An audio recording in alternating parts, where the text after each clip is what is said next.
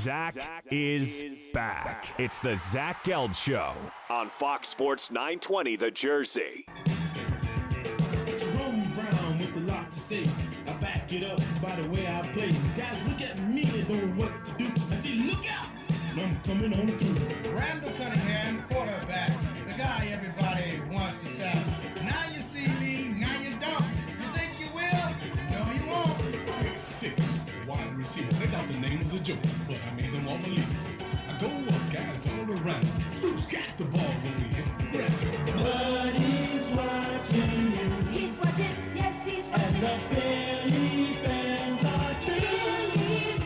So you better hold that line. Hold it, hold it, hold If you don't, you're gonna make us go out.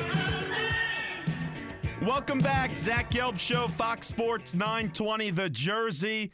609-919-9200 is the number if you want to hop on board with us. That was little Buddies Watching You from the 1988 rap from the Philadelphia Eagles team as we remember the life of one Buddy Ryan. And now joining us on the hotline is a former Eagles player, played with the Birds from 1986 to 1993, and that's Seth Joyner. Seth, thanks for a few minutes, and how are you, my friend?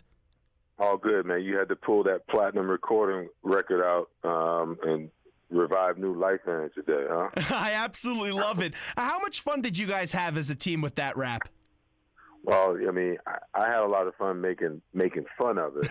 I hadn't quite arrived yet to be a part of it, and listening to it once again, I'm kind of glad I wasn't. I love the Randall Cunningham line there when he raps with the quarterback, people trying to sack. That's just a real fun one to listen to. No, I mean, I'm sure it was a lot of fun for the guys to do. And looking back on it, you can look back on it and laugh about it. But, we were just trying to, build some team camaraderie and, help hype up, the direction that the team was heading in. It was a cool thing at the time. Hey, if I was a teammate and I wasn't involved in that rap, I would definitely be making some fun of my other teammates, as it's definitely absolutely hilarious as we're joined by Seth Joyner. So, unfortunately, Buddy Ryan passed away, and he lived a long, great life as you know it, and you were a part of it. What was your reaction when you heard the news that Coach passed away? Well, I just visited with him about 2 weeks ago, maybe a week and a half ago.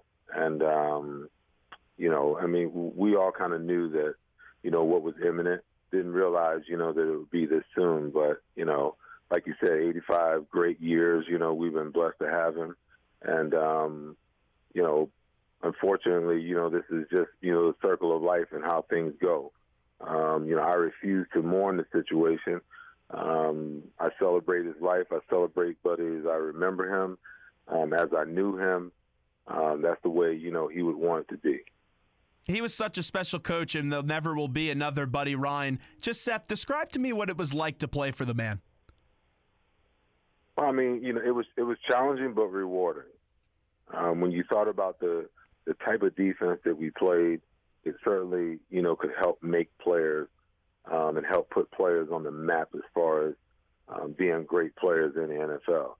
It was challenging because, not only did he challenge you at all times mentally, physically and emotionally, but there was a great demand on you to perform. And the NFL was different back then because you could turn your roster over, move guys in and out because there was no salary cap. There was no guaranteed money. There was very few signing bonuses that were guaranteed and things of that nature. So, I mean, you could bring a guy in this week and cut him next week. I've seen starters. A guy start 1 week and 2 weeks later, he's on the waiver wire. So it's a little different era now, but back then, job security was a little different. You didn't have free agency where you could move around. Once a team owned your rights, they owned your rights. And Buddy, took full advantage of that, putting himself in a situation where he could build his team the way he wanted to build it. He brought guys in. If they didn't work, he moved them out. He drafted guys. If they didn't work after a year or two, he got rid of them. And from that perspective, it was challenging for guys who didn't fall in line and who didn't get it to actually play for Buddy.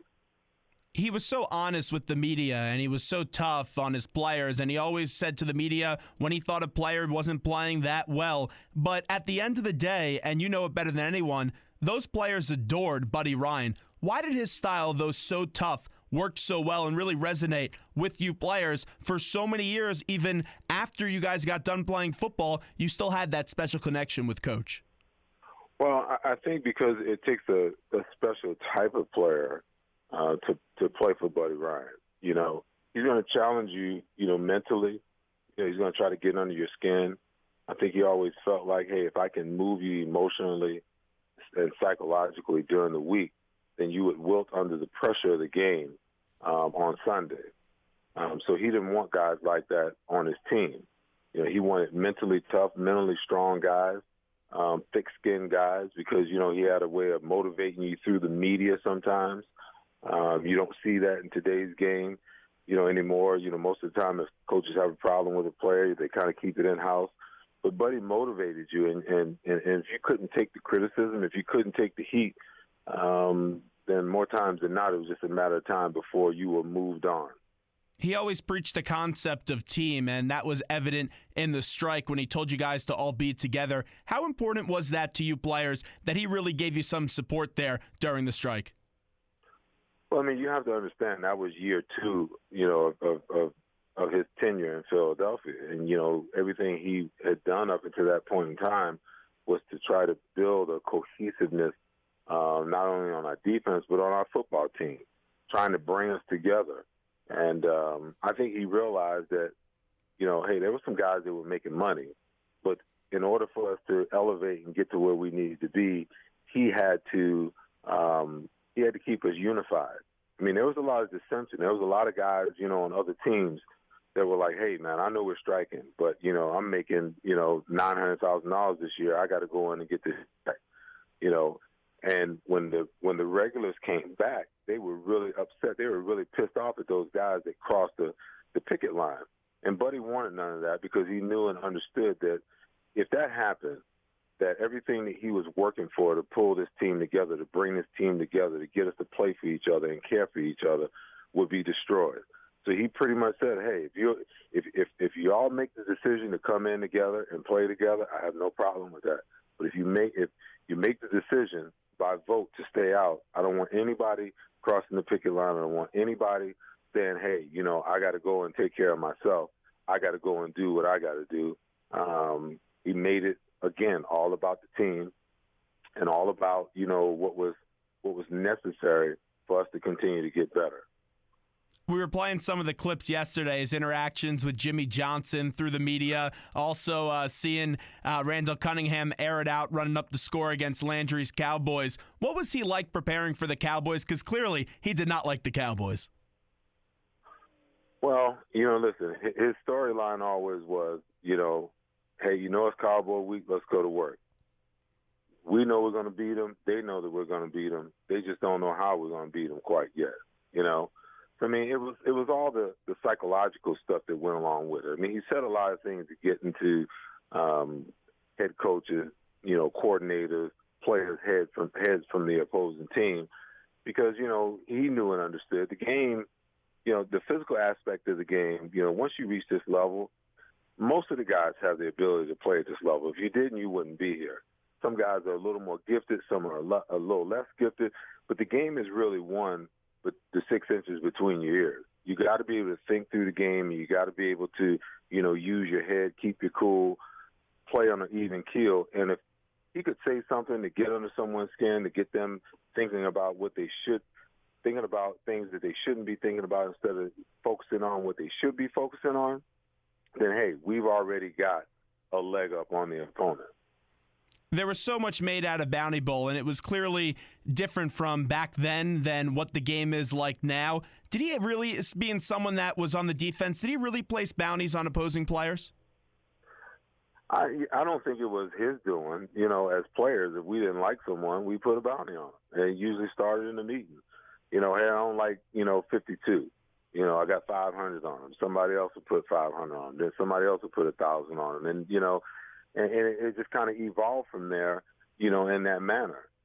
It wasn't something that he encouraged or discouraged, that's just the way, that we operated. We rewarded guys for big hits. If you got a big hit in the game and it was legal, not a cheap shot, hey, it was worth $100, So guys on the special teams, it motivated them to play, at the highest level. And, I get it. I hear, what happened in New Orleans and all of those types of things. But if you really stop and think about it, teams incentivize their players every single year, to play well. They incentivize you to get sacks. They incentivize you to get, 100 tackles. They incentivize you for interceptions. They incentivize, you for wins and losses. The players on our team, we just had an incentive package among ourselves, and most of the time it was for big hits because, we felt like the big hit was the thing that switched and swung the momentum of the game in our favor. And we wanted to recognize our guys, for playing hard. We're talking to Seth Joyner as we remember the life of Buddy Ryan, and you guys had such a close relationship, seeing him in his last few weeks here on this earth. What was your favorite memory, though, of one Buddy Ryan? There's so many. It's hard to distinguish one. So give me a few then. But I think if I had to pick one, it was when I realized that, hey, this guy's got my back 100%. When my initial contract was up and I was going into the offseason, I knew that I was going to have to hold out, knew that they weren't going to pay me what I wanted. So as I left minicamp, before that little break between minicamp and training camp, he called me to his office and said, hey, I know you got your contract. He said, when it's contract time, you do what you have to do for yourself, for your family. When you sign the contract, I expect for you to come in and live up to the contract and play. He's like, but you got to understand, on my behalf, there's some things that I have to do organizationally as the head coach. He's like, man, you're going to hear some things in the news. You're going to hear some things, on the radio. You're going to read some things in the newspaper. He said, pay no attention to it. So the first 2 weeks of camp go by, and then he starts ranting and raving. Hey, Joyner better get his blankety blanket in camp. He better get signed. I got this guy over here that's playing well. He's going to take his job. And I'm sitting at home laughing because we've already had the conversation, and I already know what he's saying and what he's doing. Now, how many coaches in the NFL would pull their player aside in that situation and tell them, this is what I'm going to do. This is what you can expect. Don't worry about it. So the minute I sign, I come in on Wednesday before the first regular season game. I'm staying out at practice. He walks over to me. He's like, hey, what are you doing staying over here? Get in. And he puts me in. I start the first game of the year after missing all the training camp. I mean, that's when I knew that, hey, this guy's got his players back 100% because he's even willing to defy management and ownership, for his players. Was there ever a time when he wasn't that truthful with you and maybe he brought in another player to really have you compete and really get you go out there and, really get motivated just to become a better player? No, I don't think there was ever a point where he wasn't truthful. But, hey, there's been times, where I've come in on a Wednesday afternoon and, there's additional clothes in my locker and I'm wondering whose clothes they are. I'm like, hey, whose clothes are these? And they're like, oh, they're working out linebackers today. I mean, he just had a way of motivating you at every turn in ways that is not apropos in today's NFL. I mean, what better way than to, get a guy to step up his game than to bring in linebackers on a Wednesday morning to work them out and put those guys in your locker.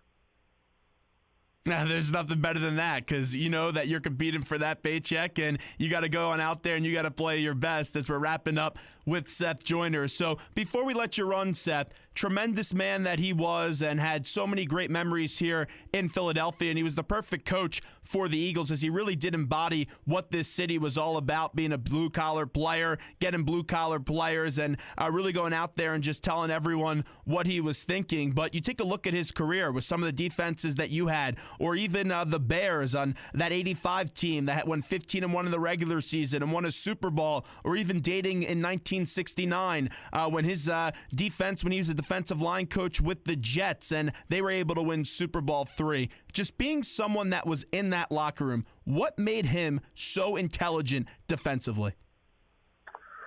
Well, I think in a lot of ways I think there's two things.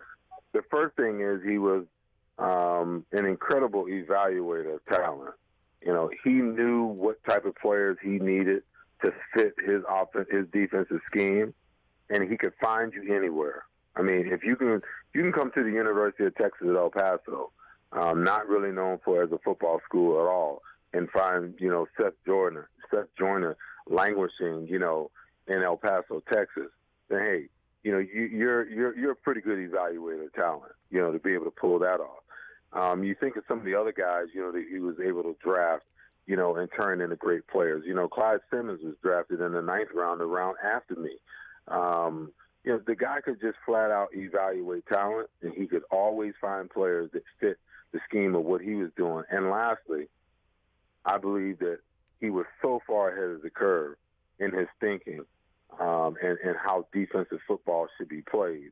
I mean, he really, to me, set a standard and created, you know, some things from a defensive perspective that still even live on today in the NFL. Everyone's using a piece of it, whether it's the Eagle defense, which is really nothing more than another name for the 46 defense, whether it's being able to, you know, morph your defenses from a 30 front to a 40 front because you got a defensive end or an offensive line or an outside linebacker, I should say, that can play, that's a tweener, that can play both positions. I mean, we actually were running zone blitzes before they were ever named zone pressures. So, I mean, that's the thing. I mean, he was just so far ahead of the curve. He was so far of everyone else in his thinking of how, you know, to make a defense dominant, you know, back in those days. Well, Seth, we appreciate the time today as we celebrate the life of one Buddy Ryan, and I send my condolences to you on the loss of not only your friend but your coach. So thank you so much for joining us today, and let's talk again real soon. All good. So take care, man.